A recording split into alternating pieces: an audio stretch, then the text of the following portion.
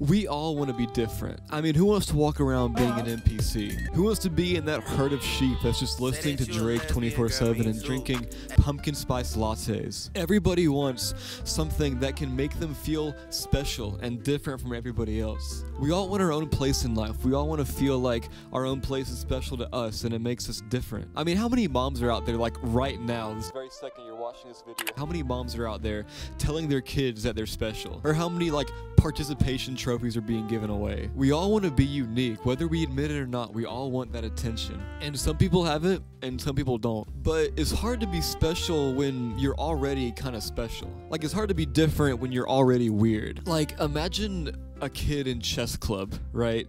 He's a weirdo, but he wants to be even better at chess than everybody else, so that he's even more different, so that he can like get with the nerdy chess girl or something. That little chess weirdo is basically 100 GECS. In a world of different and weird and innovative hyperpop, 100 GECS still feels different. As I'm recording this, 10,000 GECS just came out this morning, and I've already listened to it like 2 times today, so hopefully it still should be pretty fresh in my mind. And speaking of 10,000 GECS, look at this cover art.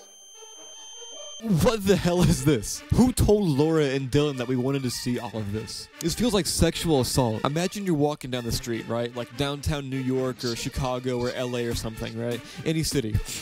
And you see these people walking down the sidewalk. Like, just pause. These people are insane and I love it. But again, I mean, who the hell else is gonna do this? Who the hell else is gonna put themselves out there like this? 100 GECS is just like that weird. Or take the art from their other album, 1000 GECS. Like, this tree became synonymous with like weird alternative culture in 2020. Do you know how many pictures there are out there of people like posing for this tree? People drove hundreds of miles just for this one tree, just because 100 GECS made it cool. By the way, me and my friend Gannon are going to be doing the exact same thing soon. Follow my Twitter to see when we post that picture. And then more than just how weird that tree is, with the remix album they released, they added like a whole lore to it or something. Like, I still don't even know what the hell any of it means. Like, on their website it's still up there, I'm pretty sure. It has like Elden Ring, Harry Potter, like weird, like devilish stuff. I don't even know what the hell any of it is. But we don't see any other hyperpop artists making their own lore around their albums, do we? Like Charlie XCX, it's like, sure, her music's okay, right? But there's no like mythological lore around this bedroom or like this outfit she's wearing. The mystery of 100 GECS keeps people engaged. Like, it keeps people fans because they want to know what's going on, even though nobody is ever going to figure out what's going on with these people, because I'm convinced Laura Les and Dylan Brady are like demons from a different dimension or something. They are just like crazy. Like, have you seen this video right here? Have you seen this music video? I watched this video the first time. I'm not gonna say that actually.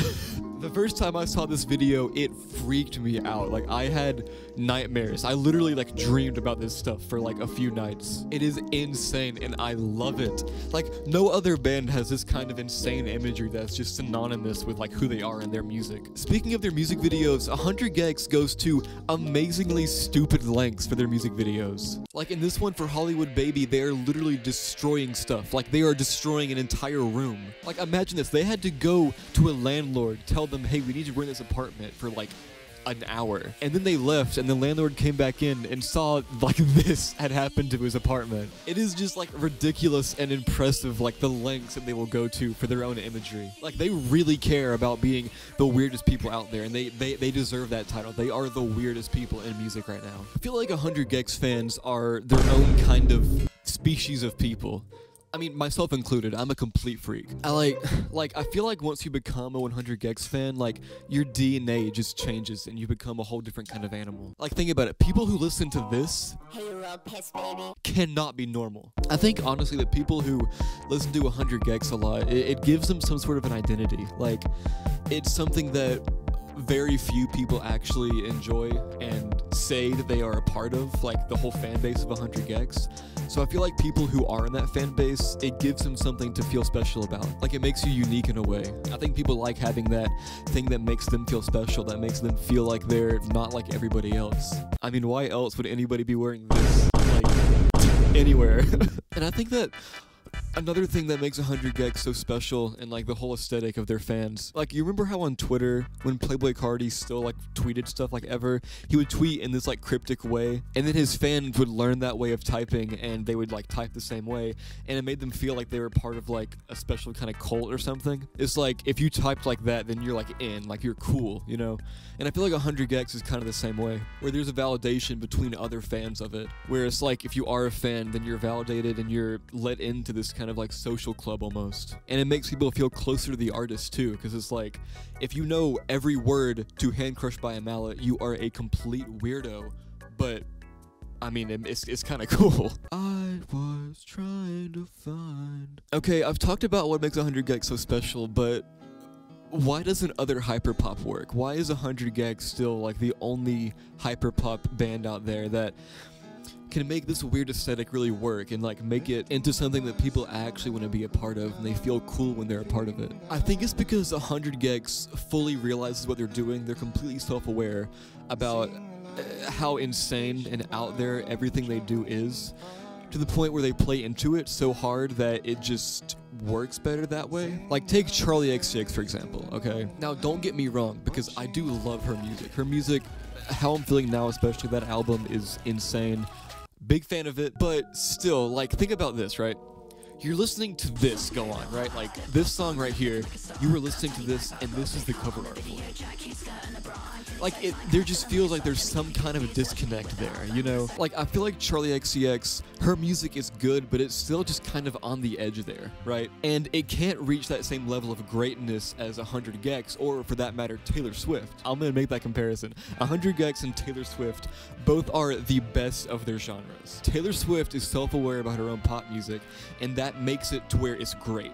Same thing with 100 GECS. They are completely self-aware about what they're doing with hyperpop, and it makes them great. But Charlie XCX thinks that she's in the Taylor Swift part. Like, her music, her overall aesthetic, everything she does on social media, she thinks that she's just like a normal pop star like Katy Perry or Britney Spears, but her music is a lot more on the side of like hyperpop stuff. So whenever you say that you're a Charlie XCX fan, like socially, it's just not as cool. Because anybody who hasn't actually heard her music thinks that you're just another NPC. I said it, you're an NPC. But like, if you mention the term 100 GECS in public anywhere, you were getting stoned in the streets, and not for bad reason. But mentioning 100 GECS in person, you're cool. You are different. You are given that identity that we all crave. But if you mention any other hyperpop artists, you just seem like you're a TikTok fanboy. Like, if one more person mentions how they're different and alternative because they like the song Never Met by CM10, like, it's a good song, but it doesn't make you aesthetic to like that song. Everybody knows that song. And I think that's what makes 100 GECS so special, is that they are special.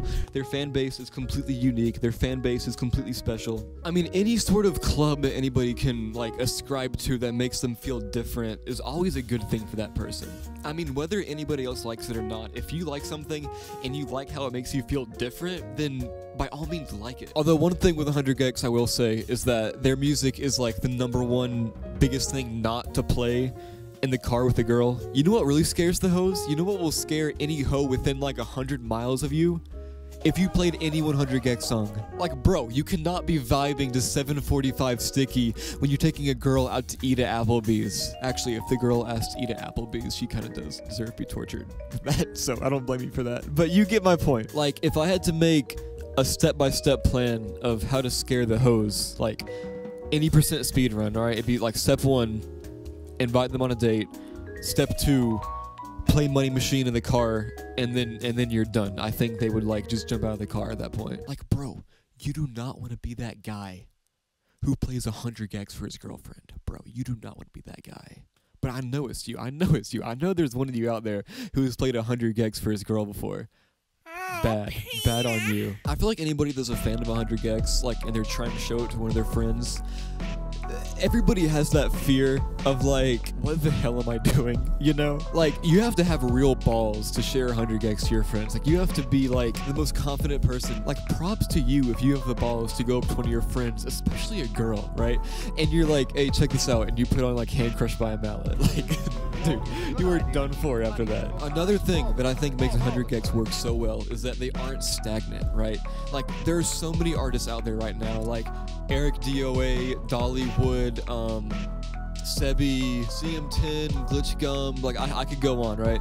But all these popular hyperpop artists right now that are making it kind of big, they're just making the same song over and over again. And again, don't get me wrong, I love Dollywood, I love Eric DOA, their music's great, but they're just not evolving with it. Like, they keep making the same, like, rap song with hyperpop stuff where they pitch their voice up, like, it's the same formula every time. But 100 GECS, even their first album, 1000 GECS, is still, like, great, like, it's still kind of unique. But then their new album just came out, I've never heard anything like it before. It is so good. It's like hyper rock almost. Like, it's so like rock influence. And then there's a song about a frog that's just like there, just like sitting there on the floor. And he's ribbiting. He's sitting there ribbiting. If you get anything from this video, just take away that if you like 100 GECS and it makes you feel special, that's great, because they are the best hyper pop artists. And Laura Les is kind of hot too.